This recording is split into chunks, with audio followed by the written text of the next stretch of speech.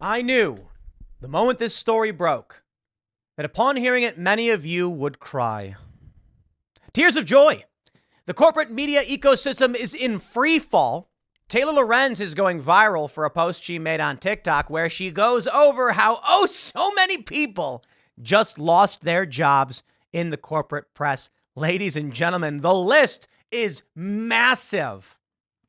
You got Time Magazine, you got Business Insider, you got the LA Times. You know what was the craziest thing about this? My friends, I have done many a segment talking about media layoffs because they've been in trouble for a long time. But the most shocking thing that I heard Taylor Lorenz say, one of the most important points she made, is that the LA Times has laid off its DC newsroom in an election year. If you want a sign that the corporate press is dead or on the verge of death, it is when a newsroom shuts down its DC office in an election year. I've had a lot of conversations about business deals and sponsorships and things like that. And the one thing we always talk about is ad rates, sponsorships, any of that is way more expensive every 4 years. Why? Elections. What happens is you get mass spending from political campaigns, which results in a news cycle based upon elections. Everyone starts hearing ads everywhere. They start seeing ads everywhere. They start seeing billboards, and they start getting, and of course they're concerned about politics. So it just takes over for the election season. All of a sudden, everyone's getting way more views, way more traffic, and they say, listen, where we normally charged X, now we're getting twice the views. It's going to cost you X times 2. The LA Times has gotten rid of their DC office in an election year? Woo! Ha! In the meantime, they're bringing Jon Stewart back to The Daily Show. And I love this one because I think it was like Newsweek. They wrote, can Jon Stewart save The Daily Show? And of course, Betteridge's laws of headlines would state that any headline that ends in a question could be answered with the word no. Hold on. Here's a story from Zero Hedge. The entire journalism industry is in free fall. My friends, soak in the schadenfreude. Taylor Lorenz vlogs the death of MSM as BuzzFeed, Insider, and Vice jettison assets. Corporate media is on life support. This is from Zero Hedge. Driven to cut costs by sagging ad revenues and waning appetite for propaganda, layoffs and restructurings are happening all over.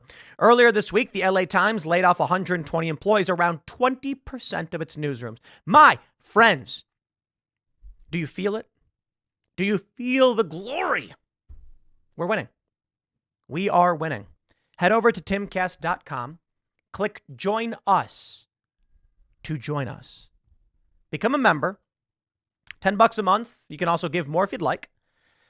And you get access to our Discord server. We also have the VIP portion of the Discord server, the Elite Club. Let me talk about this, and then I want to show you. So much. 2023 was the worst year for the news business since the pandemic, says Pointer. You know why Timcast is here? Because you guys are members. That really is the reason. The entire operation, almost the entirety of it, is basically because of Timcast.com members. You can join our Discord server, hang out with like-minded individuals, watch the Timcast IRL uncensored shows, check out the documentaries. We have 2 up so far, as well as Cast Castle, which is just silliness, which we do silly things. And we've got more coming. A physical club should be open possibly in a couple of months in Martinsburg, West Virginia. And you see, we actually have been hiring people. We've been expanding. We have 42 employees. The company is on an upward trajectory. You see, the news business isn't in trouble. The propaganda machine is in trouble. Steven Crowder seems to be doing pretty well. Tucker Carlson seems to be doing pretty well. Timcast is doing remarkably well. SCNR.com, an affiliated newsroom, separate company, seems to be doing rather well. So how is it that these companies are collapsing? I will tell you, my friends. It's because you, as regular, sane individuals, don't want to be lied to. You know what I love the most about Timcast.com members? The people who argue with me in the Discord and in the members-only portion of the show, who disagree with me, but say the reason why I'm a member is because you're not going to lie to me. That we're going to have an argument, And if we disagree, you'll be passionate, I'll be passionate. I respect tremendously the people who watch my content and watch my show knowing we do not agree. But that's the thing. Do you want to live in the bubble world of the corporate press where they lie to you and whisper sweet nothings into your ears? Now, to be honest, they're lying, and often it's offensive, but some people just want to be lulled to sleep, to pretend like all of their problems don't exist and someone else is to blame. Those greedy capitalists. Now, you come here, and I'll tell you what I think, and you may not agree, but of course, here's the best part.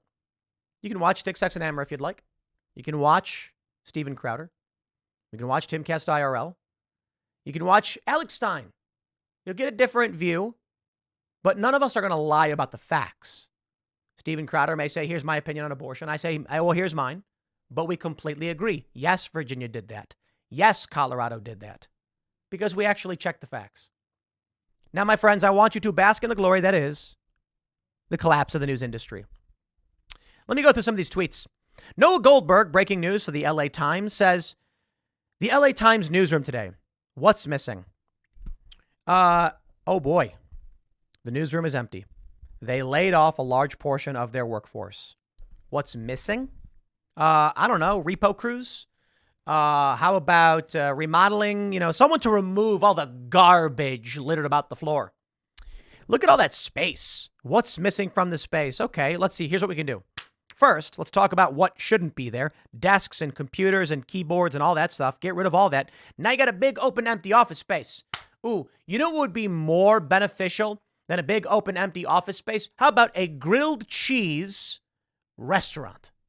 And they only make grilled cheese. You ever been one of those places? Oh man, I'll take the grilled cheese. I want pepper jack, mustard, cheddar. I want bacon and tomatoes. Then of course, maybe a salad or coleslaw on the side. Yes, this space could be dramatically improved if a man was selling grilled cheese sandwiches. No, I get it. What's missing? He wants me to say crackpot, far left, psychopath activists. Oh, I'm sorry. He means journalists. Yeah, nothing's missing. In fact, there's still garbage littering about. Now, this is the clip that's going viral. Taylor Lorenz, pretty much the entire digital media ecosystem that myself and a lot of other millennial journalists came up in has been completely hollowed out. Taylor, it's because you people are evil. It's because you are evil people. Can I play this clip for you guys? It's a minute long. We'll play some of it. The journalism industry is basically in a free fall. Today, the Los Angeles Times laid off 115 employees. They wiped out their entire DC bureau in an election year. They laid off pretty much all of their sports teams. They killed their entire tech and business section. They laid off breaking news writers, social media editors. The list goes on. But what's really dark is this is just the latest in months and months and months of layoffs in the media industry. In fact, tens of thousands of journalists have been laid off in the past year. Major media companies like BuzzFeed News have completely shuttered their news operations. Time magazine also just laid off a ton of people, and Sports Illustrated basically shut down last week. Pretty much the entire digital media ecosystem that myself and a lot of other millennial journalists came up in has been completely hollowed out. And it's not just digital media sites. Local news has been obliterated. The newspaper industry is cratering. Radio is essentially dead aside from NPR, which has been gutted. Meanwhile, and I love that right there because that's completely wrong. Batya Unger Sargon says, I can't get past this line. Radio is essentially dead aside from NPR. She says, talk radio is thriving. 8 in 10 Americans listen to the radio. But because the vast majority of talk radio is conservative and its audience is working class, it simply does not exist to leftist journalists. Amazing. Hundreds of workers at Condé Nast, the parent company of pretty much every major magazine from GQ to Vogue to The New Yorker to Vanity Fair, are on strike because they're also facing impending layoffs. Okay, I just love this so much. My boss is going to fire me because we don't make any money. I know. Let's go on strike. Dude. These people are going to get laid off so quick. Even mainstream national media outlets owned by billionaires like the Washington Post, where I work, and the Atlantic, where I used to work, have done layoffs. If you're a young journalist today, there's almost no on-ramp to traditional journalism. Even if you do get a job, journalists' salaries have been stagnant and even declined. And by the way, we don't make that much to begin with. I don't think people understand how bad the world would be without journalists. Oh, she's right. The world would be bad without journalists. Would you like to understand what the world would be like without journalists? All you have to do is take a look at the years 2013 until today. Oh, wait. The entire Trump era, we had no journalists. No, don't get me wrong. Like, we had some. I was doing field reporting and ground journalism. You have independent press. You have many conservative outlets who are actually reporting truth. But these people, in their world, they're like, what would the world be like without journalism? We experienced it when you lied about Russiagate. We experienced it when you lied about COVID. We experienced it when you lied about the economy. We experienced it when you lied about mayonnaise. Yeah, mayonnaise. And you're saying, Tim, what are you talking about? There was a story a year and a half ago. The costs were going up for food. Inflation was bad under Biden. So a restaurant said that they're spending $200 more per week on mayonnaise or something like that. It's been a while. These journalists started claiming that the restaurant was lying. No one spends that much on mayonnaise. And I was like, what do you mean? It's a restaurant. What's their capacity? Their capacity was 250. And I'm like, yeah, okay. So, all the dips, all the sandwiches, they got to buy a bunch of mayonnaise. So I decided to do some journalism. Here's what happened. Because the narrative was bad for Joe Biden, quote unquote journalists in the corporate press lied to people to make it seem like the restaurant owner was some Trump supporter trying to make Biden look bad. The true story was the restaurant owner was not a particularly political guy, didn't know what was going on, and was asked by a reporter, and he said, yeah, we're spending more on mayonnaise. Inflation's up.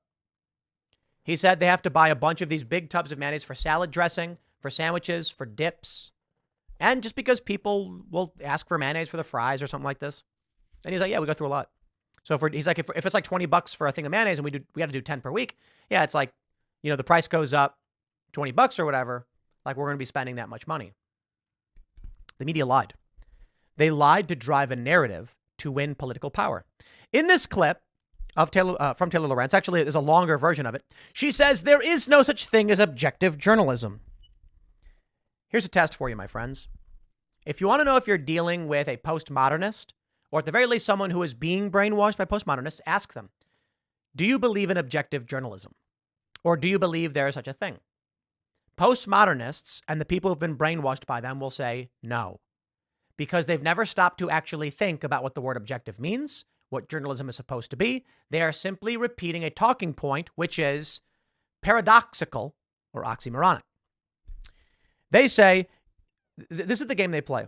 There's no such thing as objective journalism because when you're watching something happen, you can't take your personal experiences out of the equation. So it's always going to be subjective. Lie. No different from them saying 2 + 2 = 5. The difference is for most people to understand the idea of objective journalism, you have to actually have sat down and thought about the complex ideas around what journalism is supposed to do, what subjective and objective actually mean. When they come to you and they say 2 + 2 = 5, did you know that? They're trying to shatter your mind and your worldview so you can't function properly. This is the most extreme form of there is no objective journalism. Objective reality exists. Math exists. 2 + 2 does not equal 5, it equals 4. They use a bunch of examples. Let me see if I can actually find one. 2 + 2, 5 squares. This is one of the best arguments they use to manipulate people, calling it their proof of, this is so fantastic. Here we go. This guy, Kareem Carr, says, look again. We talked about defining things, in this case, squares, and the combining them, in this case, placing them beside each other, and then counting before and after combining them. Does it seem fairer now that I can interpret this as saying 2 + 2 = 5 in this system? No. This is a postmodernist manipulation to trick you. But I love this argument because it is the easiest to, it's one of the best arguments they've used to manipulate people. The image, as we can see, shows 2 squares, then it says plus, and 2 more squares, equals, and you have 4 squares all bunched together, but when all 4 squares combine, it in it of itself becomes its own square. But that means 5 squares, right? 1, 2, 3, 4, and 5. 2 + 2 = 5. This is how they trick people who are not smart enough to break down the nuances of what the argument actually is. You have to understand that each of these squares, the individual squares, are not 2, but 2.25. Why? The top and left side of each square is a component when added up equals 1.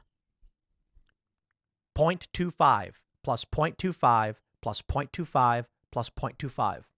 So it is not 2 plus 2. It is 2.25 plus 2.25. Now you get the point. Oh, I'm sorry. It's 2.5. Each of these, I'm sorry. So you see, I even got the math wrong. The math is each square is 1.25. And the two squares together make 2.5. I'm going to back away from this now because the math is stupid, not part of the actual book. But the point I'm making is when Lorenz says there's no such thing as objective journalism, there absolutely is. Objective means the story follows an object, not a subject. You as an observer are talking about there's going to be a subject of the story, but objective, meaning you are not party to the story. Their argument is, yes, but let's say you grew up rich. Now your story is skewed in this way. Meaningless. I am an objective journalist. I go outside and I see a far left extremist and a police officer, and they are fighting. As an objective journalist, I say, the far left extremist threw a water bottle at the police officer. The police officer responded by striking the far left extremist. The officer then arrested the extremist, put them in the back of a van, and they were taken away. Subjective journalism would be, my friend was arguing with a cop. The cop got mad about something happening, I don't even know what, and started attacking my friend. Now, that's dishonest subjective reporting. This is the argument they're making, that because you come from a class background, maybe you grew up where you were friends with cops. So when you see the protest happen, you say they were attacking police. That doesn't mean you're not being objective or subjective. Doesn't mean it's are you biased or unbiased. So they argue you can't be objective because white privilege or something like that. That's the manipulation. That's what people like Taylor Lorenz try to do to trick you into believing things that are false, like 2 plus 2 equaling 5. You say you grew up in a white cis heteronormative world that told you 2 plus 2 is 5 and you just believed them? And then my response is no. I take two objects like rocks, I put them next to two other objects like rocks, and then I have 4 rocks. But the word is meaningless. Is that the argument you're trying to make? I can say unit plus unit equals unit. I can abbreviate by saying 2 plus 2 equals 4. This is the point of trying to convince people there's no objective journalism, so that they can come to you and say, you don't really believe that migrant was the bad guy, right? You're ignoring colonial history. And you go, what does that mean? Well, the man you watched shoot that woman on the dock in San Francisco isn't really the bad guy because that was a response to white privilege. And if only you knew. See, that's not objective journalism. I'll give you an example. In Ferguson, during the riots, there were black people who were smashing up stores and stealing as much as they could. They even burned down a gas station. The left says, now hold on. You can't say that. That's racist. The reality is they were resisting colonialism. And these people of color were fighting back against white, cis, heteronormative colonial patriarchy. Except, at the same time, they were black men linking arms to protect stores. One of the craziest things about the Ferguson riots. And what happened is you get these leftists who write articles saying that the looting was actually a revolution. It was resistance. And I'm like, are you joking? Because there were also black people protecting the stores. The truth is, black people lived there, and some were looting and some were not. But they want to lie to you. That's the problem with the corporate press. The average person who watches MSNBC or CNN is being lied to. Kamala Harris has this interview where she's like, Donald Trump says that if he gets elected, he's going to weaponize the DOJ against us. He never said that. He never said that. They are actively weaponizing the DOJ right now against Trump. Any sane, rational person who pays attention to what's going on knows. But I'll tell you what you see with the corporate press. You've got people like Vosh. Vosh is not stupid. He knows exactly what he's doing. These are people who feel that there are too many stupid people, and stupid people shouldn't be allowed to procreate. They should be convinced not to. They should be controlled. Many liberals believe this. The reason they don't admit it is because it would expose their intention to seize power and manipulate people for their gain. Then you have the more libertarian-minded people where it's like, it is what it is and the way it should be is just what people do. Yeah, there should be crime, non-aggression and all that stuff. And I tend to be on the libertarian side. That is to say, you may engage in a practice I don't completely agree with and may think is a long-term detriment, but to varying degrees, I'm either willing to accept and tolerate it or oppose it.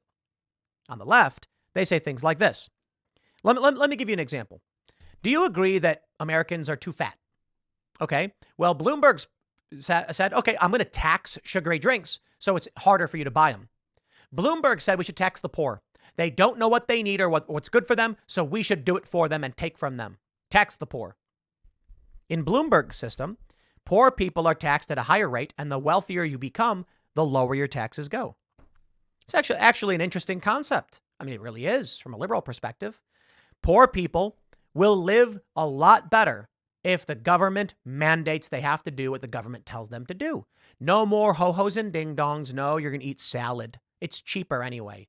No more large sugary drinks. Drink water. And the government's going to make you do it because the things you're doing are destroying your life. I live in the meritocratic world. I take issue with how taxes are done. I don't take issue with the concept of taxation.